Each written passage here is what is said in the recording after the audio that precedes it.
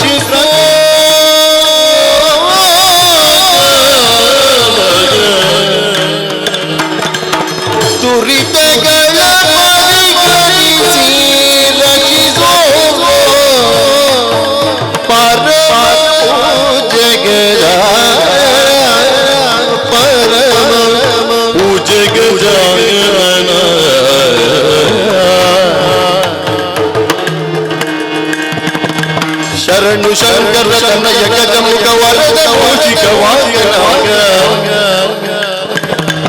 ದುರಿತಗಳ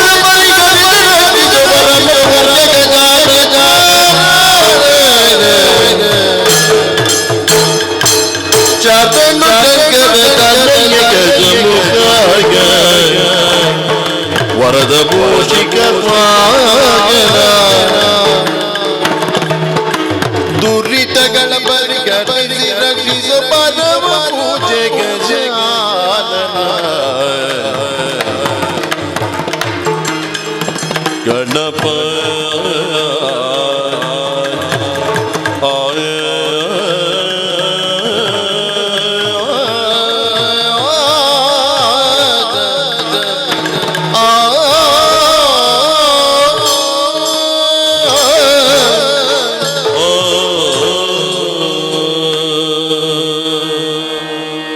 ಸಭಾ ಸರಸ್ವತಿಗೆ ಪ್ರೀತಿ ಪುರಸ್ಸರವಾದ ನಮಸ್ಕಾರಗಳು.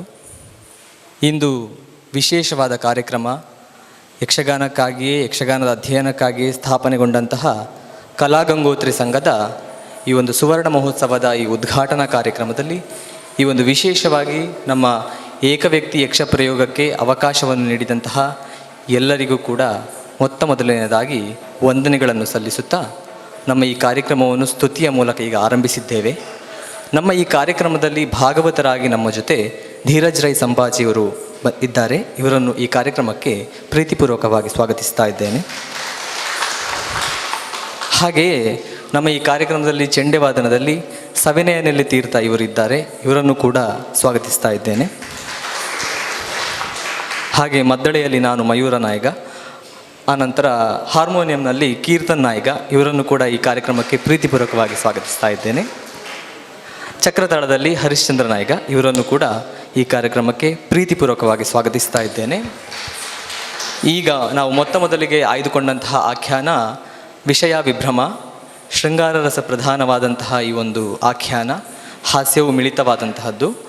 ಈ ಒಂದು ಇಲ್ಲಿ ನಡೆಯುವ ಸನ್ನಿವೇಶದ ಹಿನ್ನೆಲೆ ಏನು ಅಂತಂದರೆ, ವಿಷಯೇ ದುಷ್ಟಬುದ್ಧಿಯ ಮಗಳು, ಅವಳು ಕುಂತಳ ದೇಶದ ಮಹಾಮಂತ್ರಿ ದುಷ್ಟಬುದ್ಧಿಯ ಮಗಳು, ತನ್ನ ಸಖಿಯರನ್ನೆಲ್ಲ ಸೇರಿಸಿಕೊಂಡು ವನಕ್ಕಾಗಿ ಹೂಗಳನ್ನು ಕೊಯ್ಯೋದಕ್ಕೆಂದು ಬಂದಿರ್ತಾಳೆ. ಅದೇ ವನದಲ್ಲಿ ಚಂದ್ರಹಾಸ ಹೇಳುವ ಒಬ್ಬ ತರುಣ ನಿದ್ದೆ ಮಾಡ್ತಾ ಮಲಗಿರ್ತಾ ಇರ್ತಾನೆ ಅಲ್ಲೇ. ಆ ಒಂದು ಮರದ ಕೆಳಗೆ ನಿದ್ದೆ ಮಾಡ್ತಾ ಇರ್ತಾನೆ. ಅಲ್ಲಿ ಆ ಚಂದ್ರಹಾಸನ ರೂಪ ಸೌಂದರ್ಯವನ್ನು ನೋಡಿ ಮರುಳಾದಂತಹ ವಿಷಯ ಆತನನ್ನು ವೀಕ್ಷಿಸ್ತಾ ಇರಬೇಕಾದ್ರೆ ಅವನ ಒಂದು ಸೆರಗಿನಲ್ಲಿ ಒಂದು ಓಲೆಯನ್ನು ಕಾಣ್ತಾಳೆ. ಆ ಓಲೆಯಲ್ಲಿ ಏನಿತ್ತು, ಆ ಓಲೆಯನ್ನು ಓದಿದ ವಿಷಯ ಏನು ಮಾಡಿದ್ದು, ಅವಳು ಆ ಚಂದ್ರಹಾಸನ ರೂಪಕ್ಕೆ ಮಾರು ಹೋಗಿ ಅವನನ್ನು ತಾನು ಪಡೆಯುವುದಕ್ಕಾಗಿ ಏನನ್ನು ಮಾಡಿದಳು ಅನ್ನುವುದು ಈ ಒಂದು ಸನ್ನಿವೇಶದ ಸ್ವಾರಸ್ಯ. ಇದನ್ನೆಲ್ಲ ನೀವು ವೀಕ್ಷಿಸಬೇಕು. ಆ ನಂತರ ಈ ಒಂದು ಆಖ್ಯಾನ ನಂತರ ಈ ಏಕವ್ಯಕ್ತಿ ಅಂದರೆ ಹೇಗೆ, ಅದರ ರೂಪ ನಿರ್ದೇಶಗಳು ಹೇಗೆ ಅನ್ನೋದನ್ನು ವಿವರಿಸಲಿಕ್ಕಿದ್ದೇನೆ. ಇದೀಗ ನಿಮ್ಮ ಮುಂದೆ ವಿಷಯ ವಿಭ್ರಮ. ಬಂದಳೋರ್ವಳೆ ವಿಷಯೇ ಒಂದು ಕಡೆಗೆ ಪುಷ್ಪಕೆಂದತಿ ಹರುಷದಿಂದ, ಪುಷ್ಪಕೆಂದತಿ ಹರುಷದಿಂದ.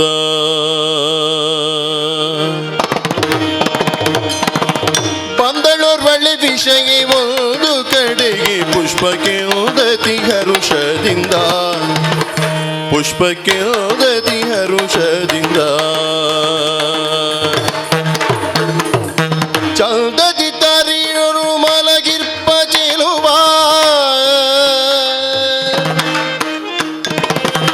ಚಂದದಿ ತಳ್ಳಿರೋಳು ಮಲಗಿರ್ಪ ಚೆಲುವ. ಇವನ್ಯಾರು ಇವನ್ಯಾರು ಇವನ್ಯಾರೆಂದು ಹತ್ತಿರ ಬಂದಳು.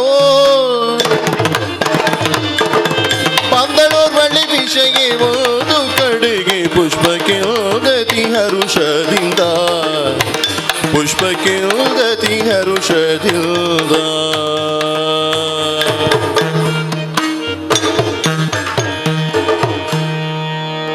ನೋಡಿ ಹಿಗಿದಳಾಗ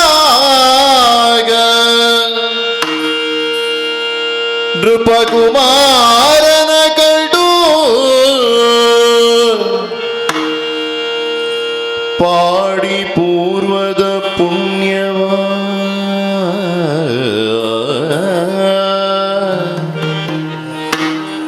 ಪಾಡಿ ಪೂರ್ವದ ಪುಣ್ಯವ.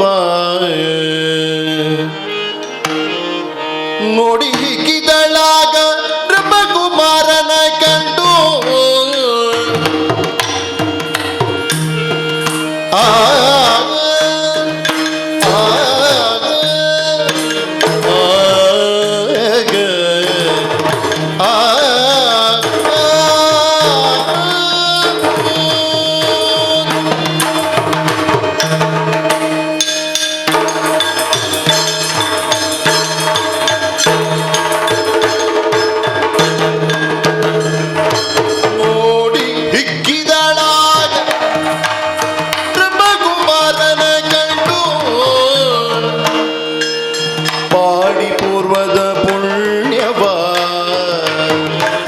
ಪಾಡಿ ಪೂರ್ವದ ಪುಣ್ಯಭಾಗ್ಯ.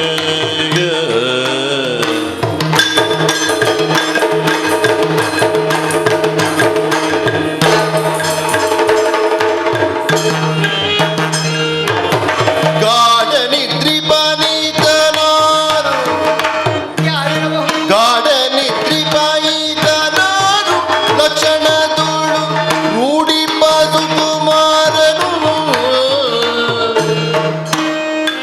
ಗಾಢ ನಿದ್ರಿ ಬಾಯಿತನಾರು, ಲಕ್ಷಣ ತುಳು ರೂಢಿ ಬದುಕುಮಾರನು.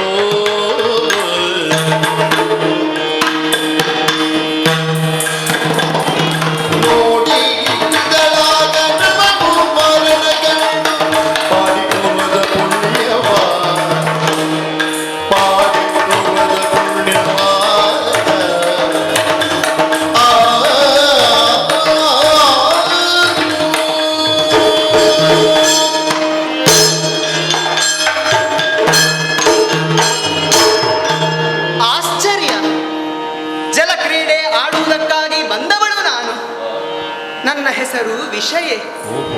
ದುಷ್ಟಬುದ್ಧಿ ಮಹಾಮಂತ್ರಿಯ ಮಗಳು ನಾನು. ಜಲಕ್ರೀಡೆ ಆಡುವುದಕ್ಕಾಗಿ ಬಂದಂತಹ ನಾನು ಜೊತೆಗೆ ಸಖಿಯರನ್ನೆಲ್ಲ ಒಟ್ಟಿಗೆ ಕರೆದುಕೊಂಡು ಬಂದಿದ್ದೇನೆ.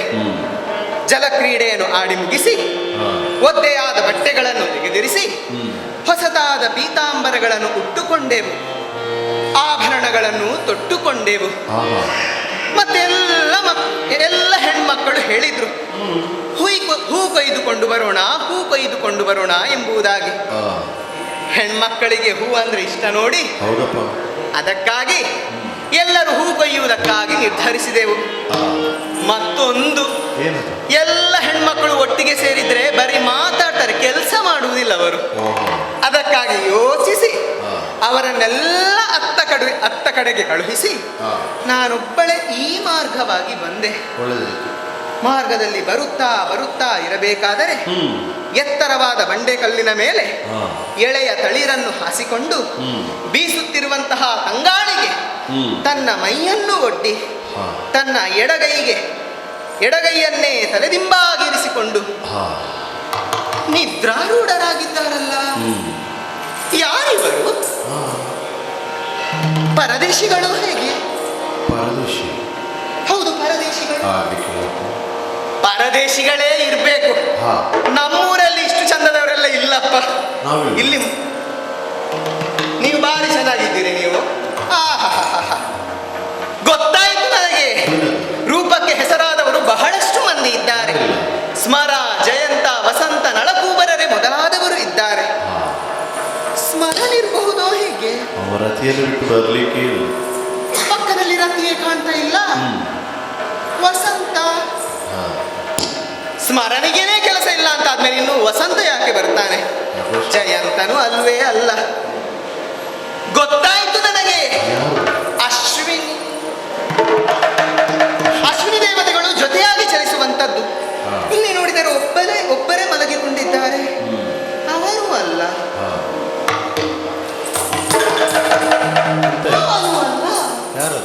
ಪ್ರಪಂಚವನ್ನು ಬೆಳಗುತ್ತಿರುವಂತಹ ಚಂದಿರ.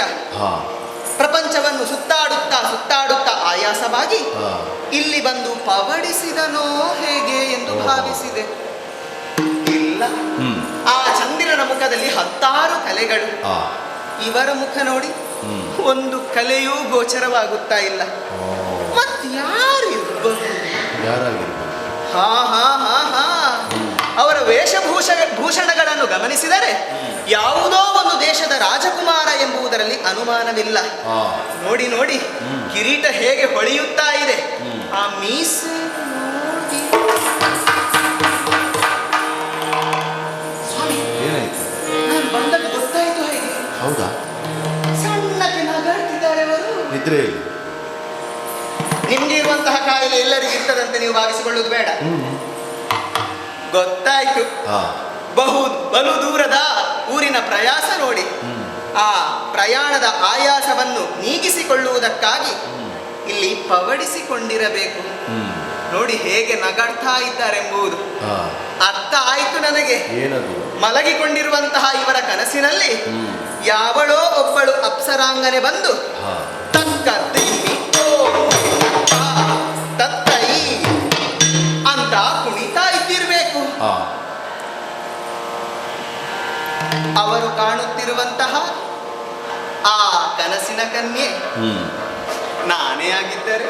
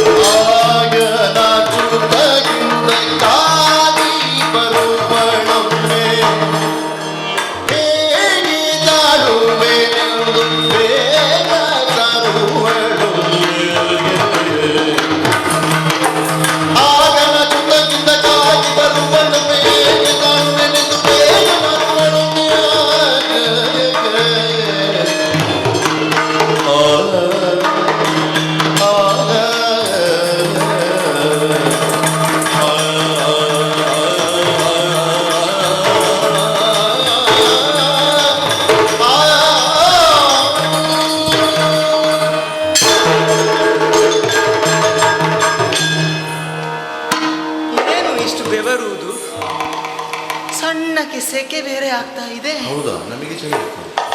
ಚಳಿ ಬೇರೆ ಆಗ್ತಾ ಇದೆ. ಹಾ, ಎರಡು ಒಟ್ಟಿಗೆ. ಹೌದು, ಅದು ಸೆಕೆಯೂ ಆಗ್ತಾ ಇದೆ, ಚಳಿಯೂ ಆಗ್ತಾ ಇದೆ. ಹಾಗಾದ್ರೆ ಅದರ ಪರೀಕ್ಷೆ ಅರ್ಥ ಆರೋಗ್ಯದಲ್ಲಿ ಏನು ಏರುಪೇರೆಂಬುದನ್ನು ನೀವು ಅರ್ಥವಿಸಿಕೊಳ್ಳುವುದು ಬೇಡ. ಹಾ. ಆರೋಗ್ಯವಂತರಿಗೆ ಮಾತ್ರ ಹೀಗೆಲ್ಲ ಆಗುವಂಥದ್ದು. ಹೌದಾ? ಹೌದು. ಹಾ. ಇವರ ರೂಪವನ್ನು ನೋಡುತ್ತಾ ಇದ್ದಂತೆ ಹಾ. ಕಾಣದೇ ಇರುವಂತಹ ಮಾರ ತನ್ನ ಕೈಯಲ್ಲಿರುವಂತಹ 5 ಬಾಣಗಳನ್ನು ಒಮ್ಮೆಲೆ ಹಾ. ಪ್ರಯೋಗಿಸಿ ಬಿಟ್ಟ. ಕೆಟ್ಟವನು. ಆ 5 ಬಾಣದಲ್ಲಿ 1 ಬಾಣವನ್ನು ಇವರ ಮೇಲೆ ಪ್ರಯೋಗ ಮಾಡಿ ಬಿಡುತ್ತಿದ್ದರೆ ನಮಗಾದ್ರೂ ಬಿಡ್ತಿದ್ದೆ. ನಾನಿಷ್ಟೆಲ್ಲ ಕುಣಿಲಿಕ್ಕೆ ಇರ್ತಿತ್ತ? ಹಾ. ಖಂಡಿತ ಇಲ್ಲ. ಹೌದು, ನೋಡಿ ಇವರು ಹೇಗೆ ಬಿದ್ದುಕೊಂಡಿದ್ದಾರೆ. ಇವರ ರೂಪವನ್ನು ನೋಡುತ್ತಾ ನೋಡುತ್ತಾ ಇವರನ್ನು ಸೇರಿಕೊಳ್ಳಬೇಕೆಂಬ ಆಸೆಯೂ ನನ್ನಲ್ಲಿ ಹೆಚ್ಚಾಗುತ್ತಾ ಇದೆ. ಓಹೋ. ಅದಕ್ಕಾಗಿ ಹಾ. ಇವರ ಹತ್ತಿರ ಹತ್ತಿರ ಹೋದೆ. ಹ್ಮ್. ಇವರನ್ನು ಮಾತನಾಡಿಸಬೇಕು, ಹಾ. ಇವರ ರೂಪವನ್ನು ನೋಡಿ ಆನಂದಿಸಬೇಕು ಹ್ಮ್. ಎಂಬ ಆಸೆಯನ್ನು ಇರಿಸಿಕೊಂಡು ಹಾ. ನನ್ನ ಮುಖವನ್ನು ಹಾ. ಅವರ ಮುಖಕ್ಕೆ ಹತ್ತಿರ ಹತ್ತಿರ ಹತ್ತಿರ ಹತ್ತಿರ ಏನಾಯ್ತು? ಹಾಳಾದ ನಾಚಿಕೆ. ನಾಚಿಕೆ ಹಾಳಾಗ್ತದ? ಹೌದಪ್ಪ, ಈ ನಾಚಿಕೆ ನನ್ನನ್ನು ಅವರನ್ನು ನೋಡ್ಲಿಕ್ಕೇನೆ ಬಿಡ್ತಾ ಇಲ್ಲ. ಹೌದಾ? ನಾನು ಇಷ್ಟೆಲ್ಲ ಮಾತನಾಡ್ತಿದ್ದೇನೆ, ಹ್ಮ್. ಆದ್ರೆ ಅವರು ಕಣ್ಣು ಬಿಟ್ಟು ನೋಡ್ತಾ ಇಲ್ವಲ್ಲ. ಮಲಗಿದ್ದಲ್ವಾ? ಹೌದು, ಹ್ಮ್. ಆದ್ರೆ ಅವರನ್ನು ಕೂಡಬೇಕು, ಹಾ. ಬಿಡುವುದಿಲ್ಲ ನಾನು. ಹಾ. ಅದಕ್ಕಾಗಿ ಏನು ಮಾಡುತ್ತೇನೆ ಗೊತ್ತೇ? ಏನು ಮಾಡುದು? ನನ್ನ ನೀಳವಾದ ತೋಳುಗಳನ್ನು ಬಳಸಿಕೊಂಡು ಹೋಗಿ ಹೋಗಿ ಅಪ್ಪಿ ಹಿಡಿದ್ರೆ ನೆರೆಯಲೆತ್ನಿಸುವೆನಿಲ್ದು, ನೆರೆಯಲೆತ್ನಿಸುವೆನಿಲ್ದು, ಎಣಿಸಿ ಕಾಲ ಸರಿಯಲ್ಲ. ಸರಿಯಲ್ಲ, ಎಣಿಸಿ ಕಾಲ ಸರಿಯಲ್ಲವೆನ್ನುತ್ತಾನೋ. ಪರಿಗಿಸೆ ಕಂಚುಗ, ಏನದು ಏನದು ಏನದು ಏನದು ಪರಿಗಿಸೆ ಕಂಚುಗ ಸೆರಗಿ ಕೊಣಿಗ, ತಾತ ಬರೆದಲ್ಲೇ ಕದ ನೋಡಿ ಬೆರಗಾಗಿ ವಾಚಿಸೆ. ಪರಿಗಿಸೆ ಕಂಚುಗ ಸೆರಗಿ ನೋಡಿಗ, ತಾತ ಬರೆದಲ್ಲೇ ಕದ ನೋಡಿ ಬೆರಗಾಗಿ ವಾಚಿಸೆ. ನೆರೆಯಲೆತ್ತಿಸುವೆ ನಿಂದು, ಎಣಿಸಿ ಕಾಲ ಸರಿಯಲ್ಲವೆನ್ನುತ್ತಾನೋ.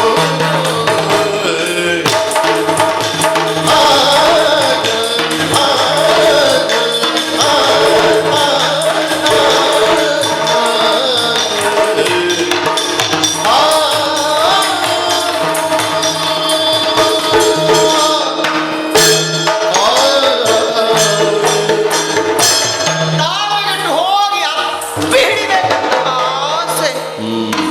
ಆದ್ರೆ ನನ್ನ ಬಗ್ಗೆ ತಪ್ಪು ತಿಳ್ಕೊಂಡ್ ಬಿಟ್ರೆ ಅವರು. ಹೌದೌದು, ಹೌದು, ಕಂಡವರನ್ನೆಲ್ಲ ಅಪ್ಪರ್ದು.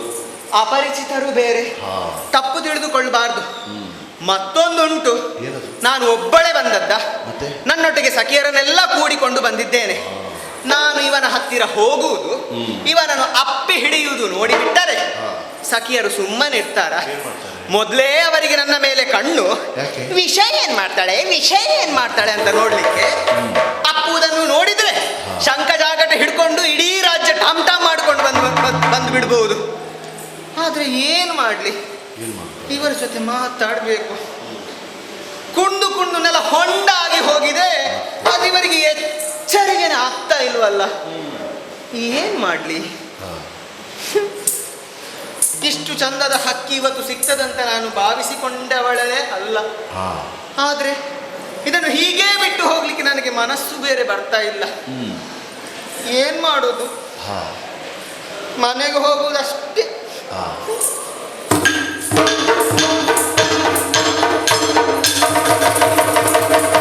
ಮನೆಗೆ ಹೋಗ್ಲಿಕ್ಕೆ ಕಾಲು ಮುಂದೆ ಹಾಕಿದಷ್ಟು ಹಿಂದೆನೆ ಎಳೀತಾ ಉಂಟು. ಇವರನ್ನು ಪಡೀಲೇಬೇಕು. ಆದ್ರೆ ಹೇಗೆ ಇವರನ್ನು ಪಡೆಯುವುದು? ಹೇಗೆ? ಇವರು ಮಾತನಾಡ್ತಲೇ ಇಲ್ಲ. ಅಯ್ಯ, ನಾನು ಯಾಕೆ ಯೋಚನೆ ಮಾಡಲಿ? ಸಂಜೆ ಆಗುವುದಕ್ಕೆ ಇನ್ನು ಬಹಳ ಹೊತ್ತಿದೆ. ಸಖಿಯರೆಲ್ಲರಿಗೂ ಹೇಳಿದ್ದೇನೆ, ಸಂಜೆ ಆಗುವುದರ ಒಳಗಾಗಿ ಅಗೋ ಕಾಣುತ್ತಾ ಇದೆಯಲ್ಲ ಮಾವಿನ ಮರ, ಅದರ ಬುಡಕ್ಕೆ ಬರಬೇಕೆಂದು ತಿಳಿಸಿದ್ದೇನೆ. ಸಂಜೆ ಆಗುವುದಕ್ಕೆ ತುಂಬ ಹೊತ್ತಿದೆ. ಇವರ ರೂಪವನ್ನು ನೋಡುತ್ತಾ ಸೌಂದರ್ಯವನ್ನು ಆಸ್ವಾದಿಸುತ್ತಾ ಇರುವುದಕ್ಕೆ ಯಾರು ನನ್ನನ್ನು ತಡೆಯುತ್ತಾರೆ? ಯಾರಿಲ್ಲ. ನೋಡಿ ನೋಡಿ ಎಷ್ಟು ಚಂದ ಬಿತ್ಕೊಂಡಿದ್ದಾರೆ ನೋಡಿ. ಇವರ ಮುಖ ನೋಡ್ತಿದ್ರೆ ಕೈ ತೊಳೆದು ಮುಟ್ಟಬೇಕು, ಅಷ್ಟು ಸುಂದರವಾಗಿ ಮಲಗಿದ್ದಾರೆ. ಆ ಮೂಗು ನೋಡಿ ಅಂತೆ ಚಿವುಟಿ ಅಷ್ಟು ಸುಂದರವಾಗಿ ಕಾಣ್ತಾ ಇದ್ದಾರೆ. ಆ ವಿಶಾಲವಾದ ಹಣೆಯ ಭಾಗ, ಆ ಚೆಂದುಟಿ, ಕಣ್ಣು ಮುಚ್ಚಿದರೂ ಕಣ್ಣಿನಿಂದ ಹೊರಹೊಮ್ಮುತ್ತಿರುವಂತಹ ತೇಜಸ್ಸು ಇರಬಹುದು. ಆ ಮೀಸೆ, ವಿಶಾಲವಾದ ಎದೆಯ ಭಾಗ, ನೀಳವಾದಂತಹ ತೋಳು ಭಾಗ, ಆ ತೋಳಿನಲ್ಲಿ ಉಬ್ಬಿರುವಂತಹ ಮಾಂಸ ಖಂಡಗಳು, ಅದಕ್ಕೆ ಹಾಗೇನೆ ತಲೆ ಇಟ್ಟು ಮಲಗಬೇಕಂತ ಆಸೆ. ಯಾರಿಗಿದೆಯೇನೋ ಆ ಸೌಭಾಗ್ಯ?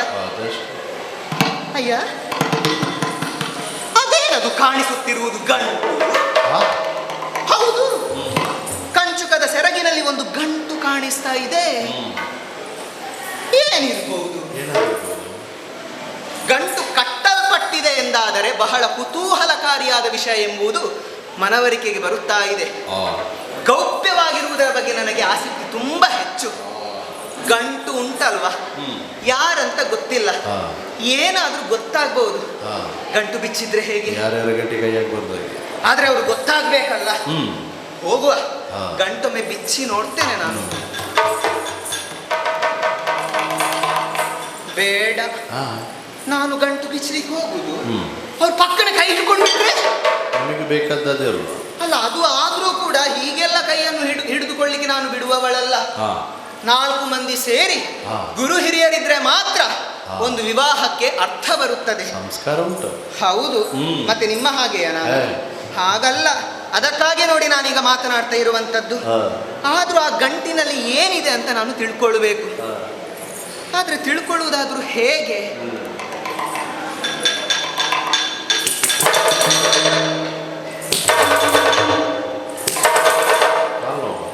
ಅಲ್ಲ, ನಿದ್ದೆ ಬಂದಿದೆಯೋ ಹೇಗೆ ಪರೀಕ್ಷೆ ಮಾಡುವುದು? ಇದು ಕೆಲವರು ಸುಮ್ಮನೆ ಮಲಗಿಕೊಂಡಿರ್ತಾರೆ, ನಮಗೆ ಏನು ಗೊತ್ತಿಲ್ಲ ಎನ್ನುವ ರೀತಿಯಾಗಿ ಭಾವಿಸಿಕೊಳ್ತಾ ಇರ್ತಾರೆ. ಕಣ್ಣು ಮುಚ್ಚಿಕೊಂಡು ಎಲ್ಲ ನಡೆಯುವುದವರಿಗೆ ತಿಳಿತಾ ಇರ್ತದೆ. ಇವರು ಕೂಡ ಅದೇ ಕ್ಕೆ ಸೇರಿದವರು ಅಂತ ಕಾಣ್ತದೆ ನನಗೆ. ಗೆಜ್ಜೆಗೆ ಹೇಳ್ತಾ ಇಲ್ಲ. ಸೊಳ್ಳೆ ಉಂಟಲ್ವಾ? ಒಂದು ಸೊಳ್ಳೆ ಇರ್ಬೋದು, ಯಾಕಂದ್ರೆ ವನ ಪ್ರದೇಶ ಅಲ್ವಾ, ಅದಕ್ಕೂ ಇರ್ಬೋದು. ಅವರನ್ನು ಎಬ್ಬಿಸುವಂತಹ ತರಾತುರಿ ಬೇರೆ. ಹೇಗೆ ಎಬ್ಬಿಸುವುದು? ಗೊತ್ತಾಯ್ತು ನನಗೆ. ಈ ಗಂಡಸರನ್ನು ಎಚ್ಚರಿಸಬೇಕಂತಾದರೆ ಹೆಣ್ಮಕ್ಕಳ ಬಳೆಯ ಶಬ್ದ ಬೇಕು. ಬಳೆಯ ಶಬ್ದ ಕೇಳಿದ್ರೆ ಸಾಕು, ಕಿವೆಲ್ಲ ಬಿಸಿಯಾಗಿಕೊಂಡು ಯಾರು ಎಂದು ಬಂದು ಎಲ್ಲ ಕೇಳಲಿಕ್ಕೆ ಅವರು ಪ್ರಾರಂಭಿಸ್ತಾರೆ. ಮಾಡ್ತೇನೆ ಇವರಿಗೆ. ಬಳೆ ಉಂಟಲ್ಲ,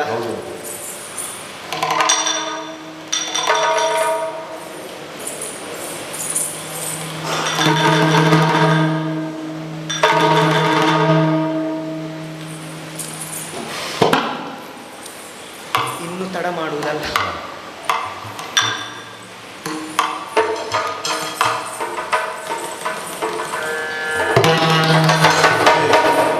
ಏನದು ಸದ್ದು?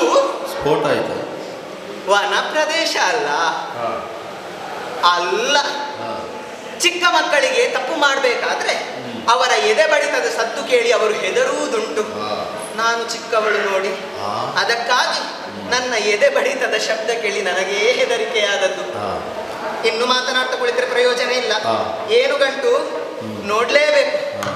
ನೋಡ್ತೇನೆ, ನೋಡುವ.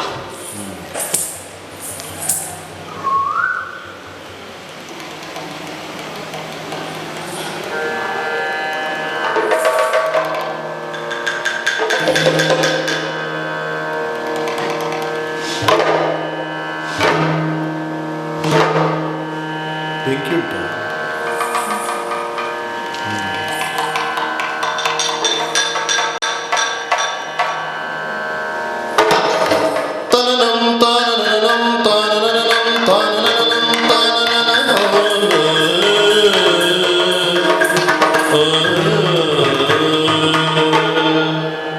ಶ್ರೀಮತ್ಸಚಿವ ಶಿರೋಮಣಿ ದುಷ್ಟ ಬುದ್ಧಿ ಸುಪ್ರೇಮದಿ ತನ್ನ ಮಗ ಮದನಂಗೆ ಬಿಗೆ ಪರಸಿ ನೇಮಿಸಿದ ಕಾರ್ಯ.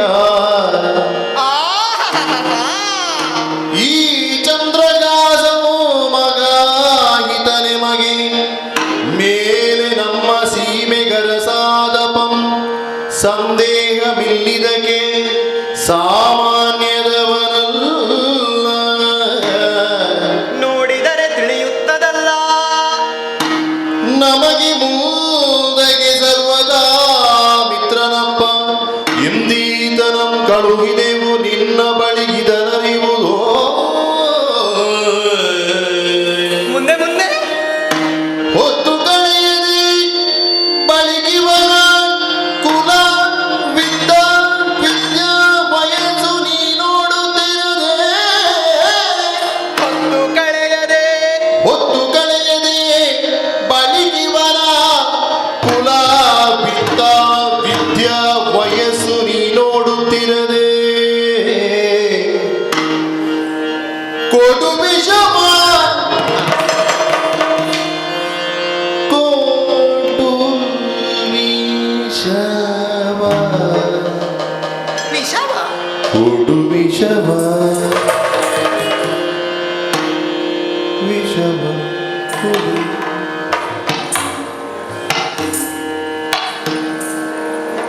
ಕೊಡು ವಿಷವ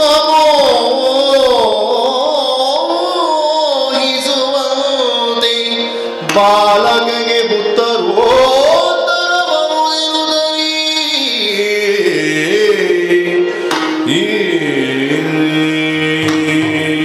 ಶ್ರೀಮತ್ ಸಚಿವ ಶಿರೋಮಣಿ ದುಷ್ಟಬುದ್ಧಿ ಸುಪ್ರೇಮದಿಂ ತನ್ನ ಸುತ ಮದನಂಗೆ ಮಿಗೆ ಬರೆಸಿ ನೇಮಿಸಿದ ಕಾರ್ಯಂ ಈ ಚಂದ್ರಹಾಸಂ. ಆಹಾ, ಎಷ್ಟು ಸುಂದರವಾದ ಹೆಸರು ಚಂದ್ರಹಾಸ. ನನ್ನ ಅಪ್ಪ ನನ್ನ ಅಣ್ಣನಿಗೆ ಬರೆದಿರುವಂತಹ ಲೇಖನ ಇದು. ಹೌದು, ಹೊತ್ತು ಕಳೆಯದೆ ಬಂದ ಬಳಿಕಿವನ ಕುಲ ಶೀಲ ವಿತ್ತ ವಿದ್ಯಾ ವಯೋ ವಿಕ್ರಮಂಗಳ ನೀ ನೋಡುತ್ತಿರದೆ ಕೊಡು ವಿಷ. ಹೊತ್ತು ಕಳೆಯದೆ ಬಂದ ಬಳಿಕಿವನ ಕುಲ ಶೀಲ ವಿತ್ತ ವಿದ್ಯಾ ವಯೋ ವಿಕ್ರಮಂಗಳ ನೀ ನೋಡುತ್ತಿರದೆ ಕೊಡು ವಿಷವ. ಕೊಡು ವಿಷವ ಅಲ್ಲ, ಬರೆದಿರುವಂಥದ್ದು ಎಂಥದ್ದು? ಈ ಸೀಮೆಗೆ ಅರಸನಾಗುವವನು ಸಾಮಾನ್ಯದವನಲ್ಲ ಎಂಬುದಾಗಿ. ಅಪ್ಪನಿಗೆ ಇವನ ಮೇಲೆ ಒಳ್ಳೆಯ ಅಭಿಪ್ರಾಯ ಇದೆ ಅಂತಾದರೆ ಇದು ಯಾಕೆ ಇಲ್ಲಿ ವಿಷ ಕೊಡ್ಲಿಕ್ಕೆ ಅಪ್ಪ ಬರ್ದ? ಮೇಲೆ ಬರೆದಿರುವುದಕ್ಕೂ ಕೆಳಗೆ ಬರೆದಿರುವುದಕ್ಕೂ ಒಂದಕ್ಕೊಂದು ಸಂಬಂಧವೇ ಕಾಣ್ತಾ ಇಲ್ವಲ್ಲ. ಯಾಕೆ ನಮ್ಮಪ್ಪ ಹೀಗೆ ಬರ್ದ? ಯಾಕೆ ನಮ್ಮಪ್ಪ ಹೀಗೆ ಬರ್ದ? ಮೇಲೆ ಬರೆದಿರುವುದಕ್ಕೂ ಕೆಳಗೆ ಬರೆದಿರುವುದಕ್ಕೂ ಸಂಬಂಧವೇ?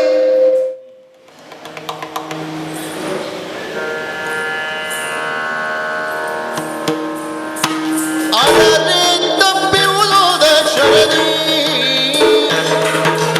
ಅದರೆ ತಪ್ಪಿರುವುದು ದಶರಥಿ, ಅಕ್ಷರ ತಪ್ಪಿ ಅರವಾಗವದರದಿ ಅದರೆ ತಪ್ಪಿರುವುದು ದಶರಥಿ.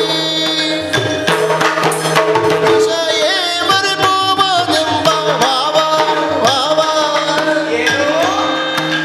ವಿಷಯೇ ಮರೆಪೋಬದೆಂಬ ಭಾವ ವಿಷವಾಗಿದೆ ದೋಷ ವಿಷಗಿ ಕೈಯುಬೇಕೆಂದ ಭಗವ. ವ್ಯಸನವಿದೇನವೇ ಸುಡುವುದಾರಿಗೆ ವಿಷಯವನ್ನಿದ್ದ ಹೊಸದನ ಕೈಯನು ನಗುವಿಗೆ ಗಗನಿನ ಮರೂಪನು ವಶವಾಗುವನೇ ಪಶುಪತಿ ದಯದಿ.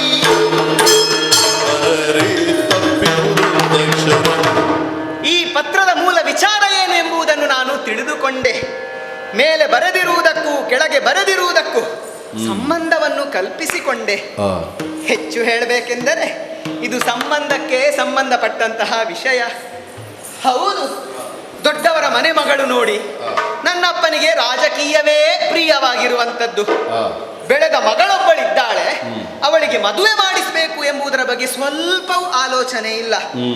ನನಗೆ ವಯಸ್ಸಾಗಿದೆ ಎಂಬುದನ್ನು ಅಮ್ಮನಿಗೆ ಹೇಳಿದ್ರೆ ಅಮ್ಮನಿಗೆ ಅಪ್ಪನಲ್ಲಿ ಹೋಗಿ ಹೇಳಲಿಕ್ಕೆ ಧೈರ್ಯವೇ ಇಲ್ಲ. ಇನ್ನು ಏನು ಮಾಡುವುದು? ಅಪ್ಪನ ರಾಜಕಾರಣದ ದೆಸೆಯಲ್ಲಿ ಮಗಳ ಮದುವೆಯನ್ನು ಮಾಡಿಸಬೇಕೆಂಬುದನ್ನು ಅಪ್ಪ ಮರೆತಿದ್ದಂತೆ ನನಗೆ ಕಂಡಿತು. ಅದಕ್ಕಾಗಿ ಎಚ್ಚರಿಸುವುದಕ್ಕೆ ನಾನು ಒಂದು ಉಪಾಯ ಮಾಡಿದೆ. ನಿನ್ನ ಅಪ್ಪ ಎಲ್ಲಿಗೋ ಚಂದನಾವತಿಗೆ ಹೊರಟವರಂತೆ. ಹೋಗ್ತಿದ್ದವರನ್ನು ಒಮ್ಮೆಲೆ ತಡೆದು ನಿಲ್ಲಿಸಿದೆ.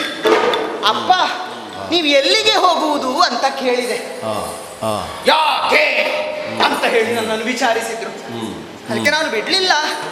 ಅಪ್ಪನ ಉತ್ತರೆಯವನ್ನು ಇಳಿದು, ಅಪ್ಪ, ಇವತ್ತು ನನ್ನ ಗೆಳತಿಗೆ ಮದುವೆ ಅಂತ ಹೇಳಿದೆ.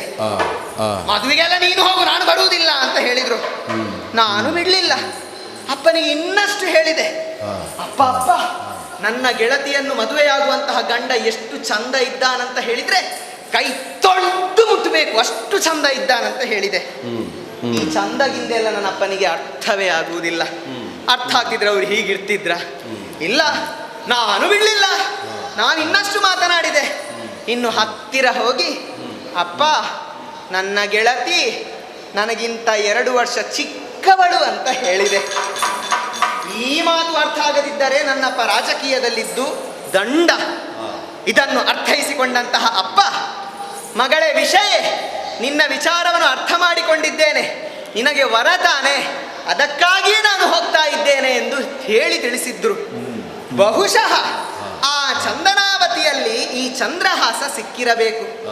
ರಾಜಕಾರಣದ ಕಾರ್ಯದ ಒತ್ತಡ ನೋಡಿ ಅದಕ್ಕಾಗಿ ಓಲೆಯನ್ನು ಬರೆದು ಈತನಲ್ಲಿ ಕೊಟ್ಟು ಕಳುಹಿಸಿದ್ದಾರೆ, ಹೋಗಿ ನನ್ನ ಅಣ್ಣನಿಗೆ ಕೊಡು ಎಂಬುದಾಗಿ. ಅರ್ಥ ಆಯಿತು. ನನ್ನಪ್ಪನಿಗೆ ಗಡಿಬಿಡಿ ಹೆಚ್ಚು. ಬರೆಯುವ ಅವಸರದಲ್ಲಿ ಒಂದಕ್ಷರ ತಪ್ಪಾಗಿದೆ, ಇಲ್ಲಿ ಒಂದಕ್ಷರ ತಪ್ಪಾಗಿದೆ.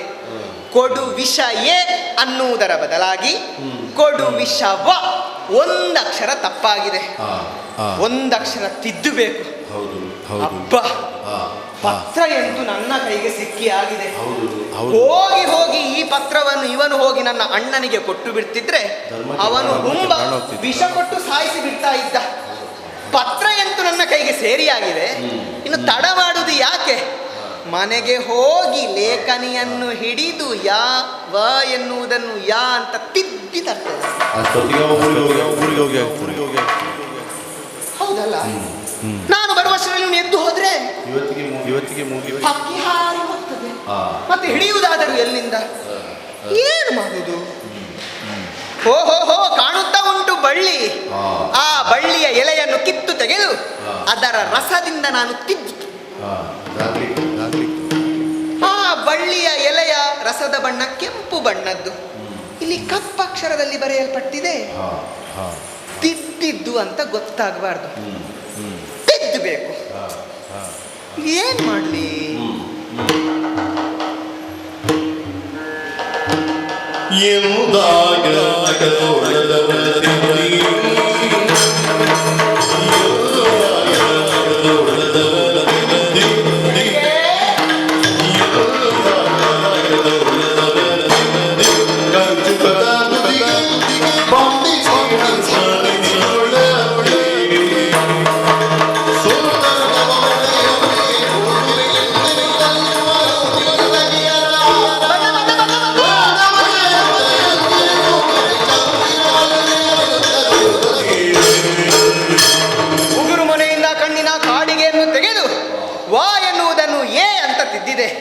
ನನ್ನ ಎಡಗಣ್ಣಿನ ಕಾಡಿಗೆಯನ್ನು ತೆಗೆದು ತಿದ್ದಿದೆ. 2 ಕಣ್ಣುಗಳನ್ನು ನೆಟ್ಟಿದ್ದೇನೆ ಎನ್ನುವಂತಹ ಅರ್ಥ ಅದು. ನೀ ಯಾಕೆ ತಡ? ತಿದ್ದಿ ಆಯ್ತಲ್ಲ. ಶ್ರೀಮದ್ ಸಜೀವ ಶಿರೋಮಣಿ ದುಷ್ಯಪದ ಕೊಡು ವಿಷಯ ಮೋಹಿಸುವಂತೆ ಬಾಲಕಗೆ ಉತ್ತರೋತ್ತರ ಬಹುದು.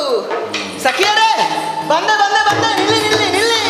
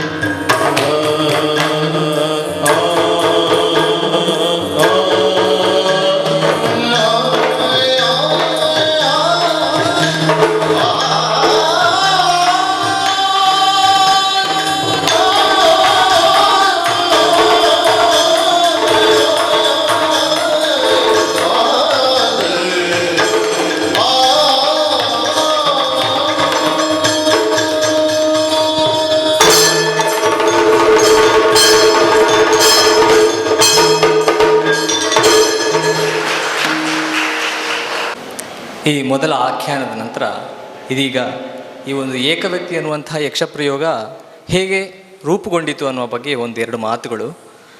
ಸರಿಸುಮಾರು ಒಂದು 70-80 ವರ್ಷದ ಹಿಂದೆಯೇ ಈ ಒಂದು ಏಕವ್ಯಕ್ತಿ ಎಂಬಂತಹ ಒಂದು ಪ್ರಯೋಗ ನಮ್ಮ ಯಕ್ಷಗಾನದ ಕ್ಷೇತ್ರದಲ್ಲಿ ಹುಟ್ಟಿಕೊಂಡಿತು.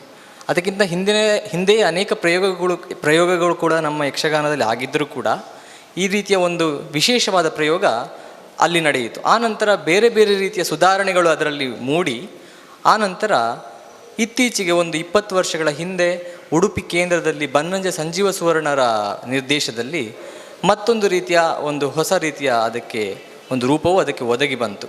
ಆದರೆ ಈಗ ನಾವು ಇಲ್ಲಿ ಪ್ರಸ್ತುತಪಡಿಸುತ್ತಿರುವಂತಹ ಈ ಒಂದು ಏಕವ್ಯಕ್ತಿ ಯಕ್ಷಪ್ರಯೋಗವನ್ನು ಸರಿಯಾದ ರೀತಿಯಲ್ಲಿ ಅದಕ್ಕೆ ಒಂದು ತತ್ವ ಮತ್ತು ಪ್ರಯೋಗಗಳನ್ನು ನಿರ್ದೇಶಿಸಿದವರು ನಮ್ಮ ನಾಡಿನ ಹೆಮ್ಮೆಯ ವಿದ್ವಾಂಸರಾಗಿರುವಂತಹ ಶತಾವಧಾನಿ ಡಾಕ್ಟರ್ ಆರ್ ಗಣೇಶ್ ಅವರು. ಅವರ ಈ ಕನಸಿನ ಕೂಸನ್ನು ಸಾಕಾರಗೊಳಿಸಿದವರು ಸಾವಿರದ ಸಂಭ್ರಮದ ಯಕ್ಷಕನ್ನಿಕೆ ಅಂತಲೇ ಪ್ರಸಿದ್ಧರಾಗಿರುವಂತಹ ಮಂಟಪ ಪ್ರಭಾಕರ ಉಪಾಧ್ಯಾಯರು. ಇವರ ಬಡಗುತಿಟ್ಟಿನಲ್ಲಿ ನಡೆದಂತಹ ಈ ಏಕವ್ಯಕ್ತಿಯ ಅನೇಕ ಪ್ರಯೋಗಗಳನ್ನು ನಾವು ಕಂಡು ಅದರಿಂದ ಸ್ಫೂರ್ತಿ ಪಡೆದು ಇದನ್ನು ನಮ್ಮ ತೆಂಕುತಿಟ್ಟಿನಲ್ಲೂ ಕೂಡ ನಡೆಸಬೇಕು ಅನ್ನುವಂತಹ ಒಂದು ಕಾಳಜಿಯೊಂದಿಗೆ ಇಂದು ನಾವು ಈ ಪ್ರಸ್ತುತಿಯನ್ನು ನಡೆಸ್ತಾ ಇದ್ದೇವೆ. ಇದೀಗ ಎರಡನೇ ಆಖ್ಯಾನ ಪೂತನ ಮೋಕ್ಷ. ಸಾಮಾನ್ಯವಾಗಿ ಯಕ್ಷಗಾನದಲ್ಲಿ ಬಳಸುವಂತಹ ಪ್ರತಿಯನ್ನು ನಾವು ಇಲ್ಲಿ ಬಳಸಿಕೊಂಡಿಲ್ಲ. ಇದಕ್ಕೆ ಯಕ್ಷಗಾನದ ಪ್ರತಿಯನ್ನು ಕೂಡ ಯಕ್ಷಗಾನದ ಪದ್ಯಗಳನ್ನು ಡಾಕ್ಟರ್ ಆರ್ ಗಣೇಶ್ ಅವರೇ ಬರೆದಿದ್ದಾರೆ. ಅದೇ ಪ್ರತಿಯನ್ನು ನಾವಿಲ್ಲಿ ಉಪಯೋಗಿಸ್ತಾ ಇದ್ದೇವೆ. ಮತ್ತೊಂದು ಇಲ್ಲಿ ವಿಶೇಷ, ಪೂತನಿ ಕಂಸ ನಿಯೋಜಿತೆ ಅನ್ನುವುದು ಎಲ್ಲರಿಗೂ ತಿಳಿದಿರುವಂತಹದ್ದು. ನಂದಗೋಕುಲದಲ್ಲಿರುವಂತಹ ಶ್ರೀಕೃಷ್ಣನನ್ನು ಕೊಲ್ಲುವುದಕ್ಕೆ ಬೇಕಾಗಿ ಅವಳು ಬಂದಿರ್ತಾಳೆ. ತನ್ನ ವಿಷದ ಮೊಲೆಯನ್ನು ಆ ಕೃಷ್ಣನಿಗೆ ನೀಡಿ ಅವನನ್ನು ಕೊಲ್ಲಬೇಕು ಹೇಳುವುದು ಅವಳ ಉದ್ದೇಶ. ಹಾಗಾಗಿ ಅವಳು ರೂಪವನ್ನು ಪರಿವರ್ತನೆ ಮಾಡಿಕೊಂಡು ಬಂದಿರ್ತಾಳೆ. ಆಕೆ ತನ್ನ ಉದ್ದೇಶವನ್ನು ಸಾಕಾರಗೊಳಿಸುವುದಕ್ಕಾಗಿ ಮಾನವನ ರೂಪವನ್ನು ತಳೆದಿದ್ದರೂ ಕೂಡ ಆಕೆಯ ಒಳಗಿರುವಂತಹ ರಾಕ್ಷಸತ್ವ ಎಂದೂ ಹೋಗಿರುವುದಿಲ್ಲ. ತಾನು ಒಂದು ನರ ರೂಪವನ್ನು ಧರಿಸಿದರೂ ಕೂಡ ಆಕೆಯ ಒಳಗಿರುವ ಖಳನಾಯಕಿ ಆಗಾಗ ಎದ್ದು ಕಾಣುತ್ತಾಳೆ. ಅದೇ ಈ ಒಂದು ನಮ್ಮ ಪ್ರಯೋಗದಲ್ಲಿರುವ ವಿಶೇಷತೆ, ಆ ನೆರಳು ಬೆಳಕಿನ ಆಟ. ಒಮ್ಮೆ ಆಕೆ ಮಾನವಿಯಾಗಿಯೂ ಒಮ್ಮೆ ದಾನವಿಯಾಗಿಯೂ ಕಾಣಿಸಿಕೊಳ್ಳುವಂಥದ್ದು. ಮತ್ತೊಂದು ವಿಶೇಷತೆ ಏನು ಅಂತಂದರೆ,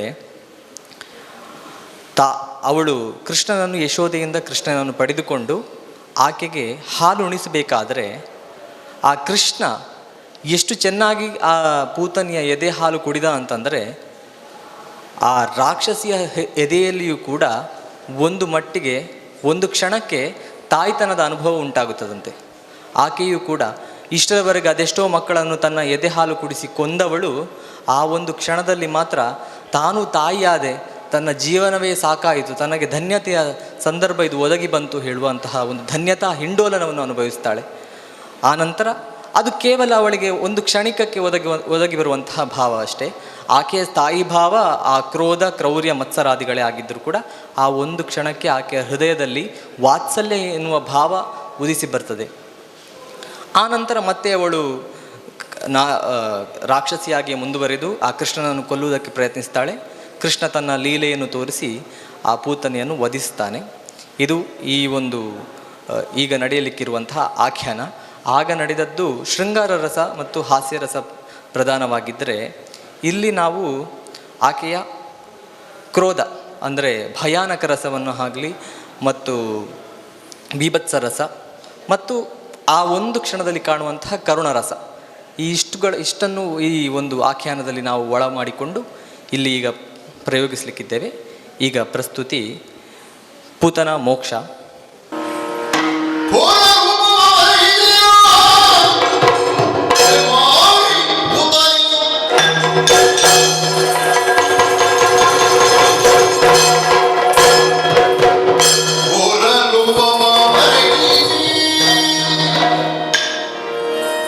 Hemari,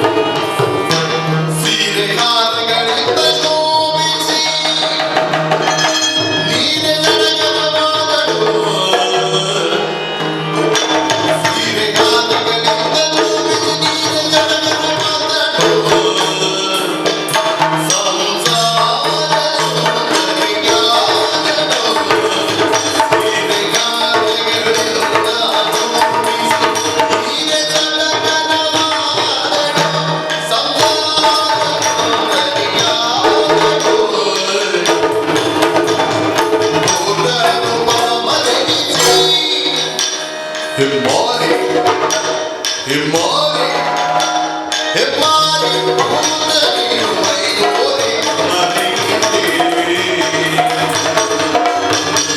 ಹೆಮ್ಮಾರಿ ಹೆಮ್ಮಾರಿ ನಾಡಿ.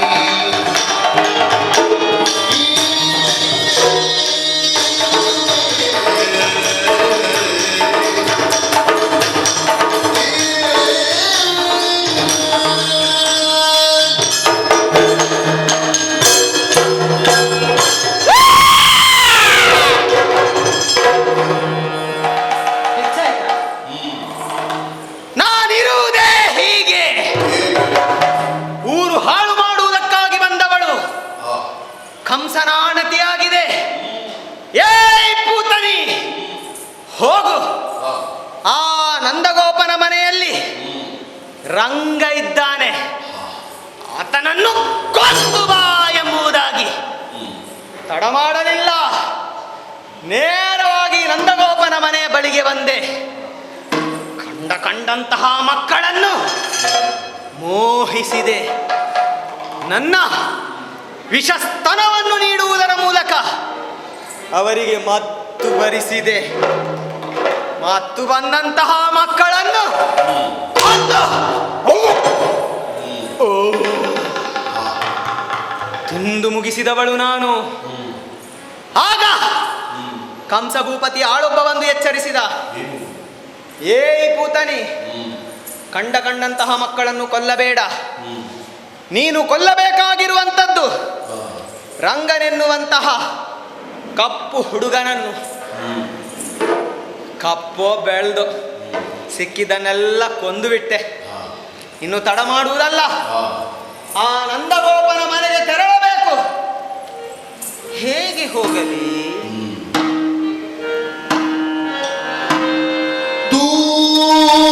ದೂರದ್ಯೋದ ನೋಡ್ಪ ಜನರ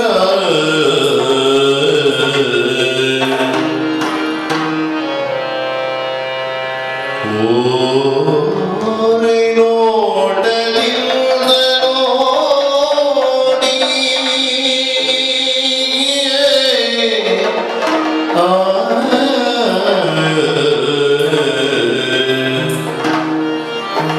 ದೂರದಿಂದ ನೋಡ್ಪ ಜನರ ಊರೆ ನೋಟದಿಂದ ನೋಡಿ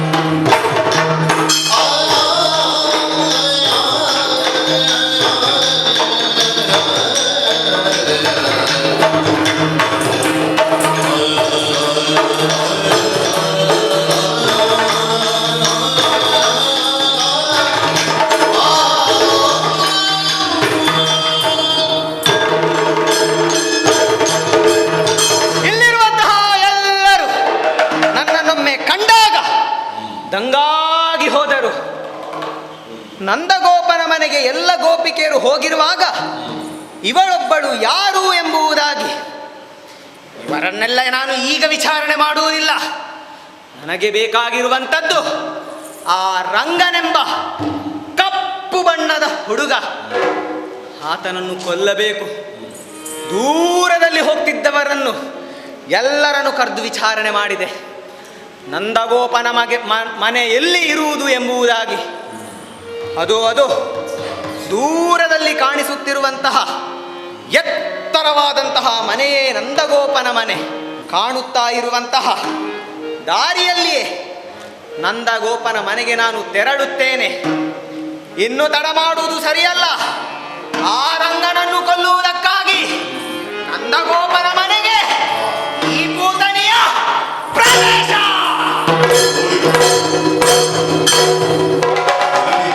ಹೀಗೆಲ್ಲ ಹೋದ್ರೆ ಆಗ್ಲಿಕ್ಕಿಲ್ಲ. ತೆಗೆದು ಬಿಸಾಡಿ ಯಾರು ನನ್ನ.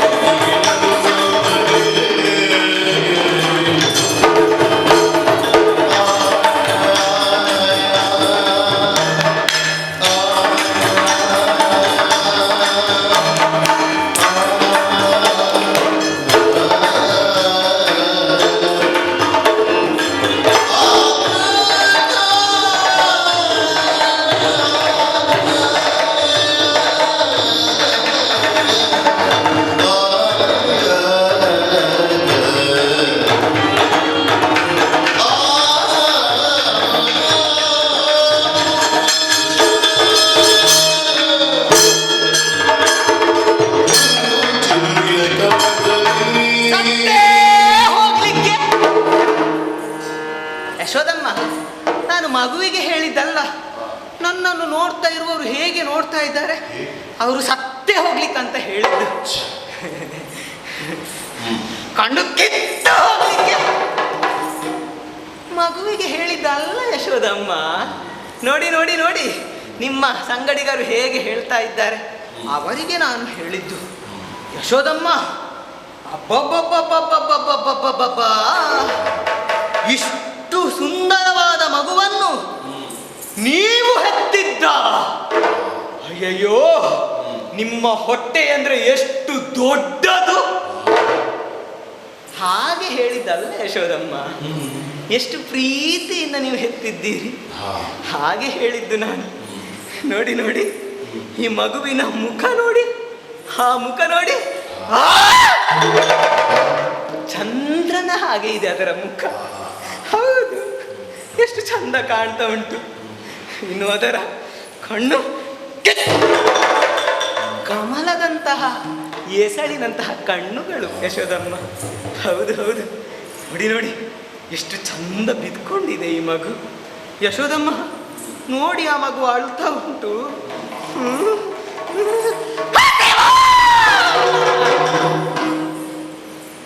ಯಶೋದಮ್ಮ, ಮಗುವಿಗೆ ಹಸಿವಾಗ್ತಾ ಉಂಟು.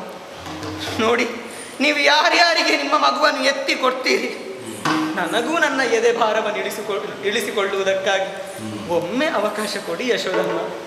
ಒಮ್ಮೆ ಒಮ್ಮೆ ನೀವು ನನ್ನ ಕೈಗೆ ನಿಮ್ಮ ಈ ಮಗುವನ್ನು ಕೊಡಿ.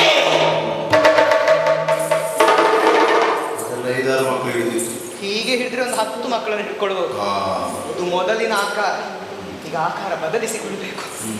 ಯಶೋದಮ್ಮ ಮಗುವನ್ನು ಎತ್ತಿಯೇ ಬಿಟ್ರು. ಎಷ್ಟು ಒಳ್ಳೆ ಯಶೋದಮ್ಮ. ಕೊಡಿ ಕೊಡಿ ಕೊಡಿ ಕೊಡಿ ಕೊಡಿ.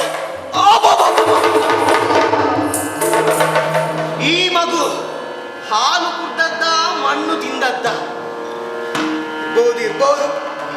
ಯಶೋದಮ್ಮ, ತೀರಿತು ಮಗು, ತೀರಿತು ಅಂತ ಹೇಳಿದ್ದಲ್ಲ, ಮಗುವನ್ನು ಎತ್ತಿಕೊಳ್ಬೇಕೆಂಬ ಆಸೆ ತೀರಿತು ಅಂತ ಹೇಳಿದೆ. ಯಶೋದಮ್ಮ, ಇನ್ನು ಮಗು ಬರುವುದೇ ಇಲ್ಲ. ಅಂದ್ರೆ ಅಷ್ಟು ಸುಂದರವಾಗಿ ನಾನು ನೋಡಿಕೊಳ್ಳುತ್ತೇನೆ ಅಂತ ಹೇಳಿದ್ದು ಅಮ್ಮ.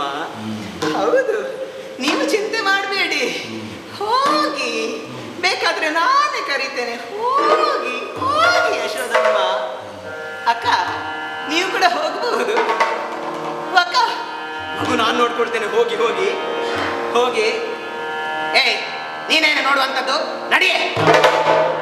ಒಳ್ಳೆ ಬಂದ್ಬಿಟ್ಲು. ಹಾಲು ಕುಡಿಸುವನೆ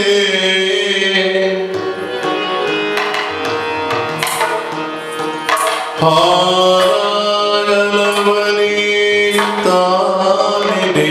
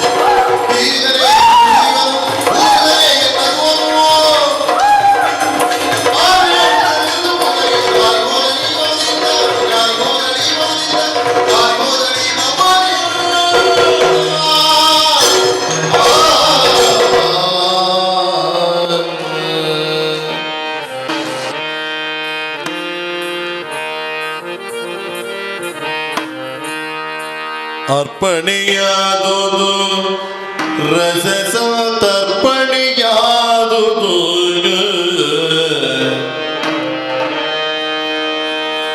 ಸಮಸ್ತ ಸರ್ವಯ ಪಡೆದು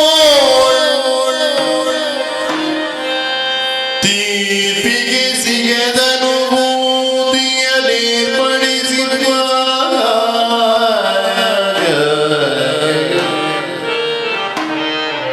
ಆತ್ಮಗಳಿಗೆ ಮಂಗಲು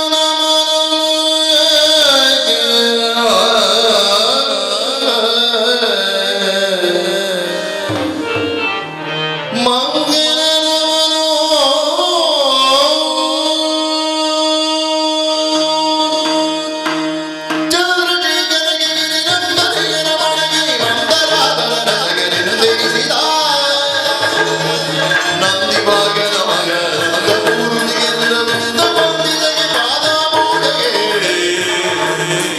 ಮಂಗಳ ಮಂಗಳ ಜಯ ಮಂಗಳ ಮಂಗಳ ಶುಭ ಮಂಗಳ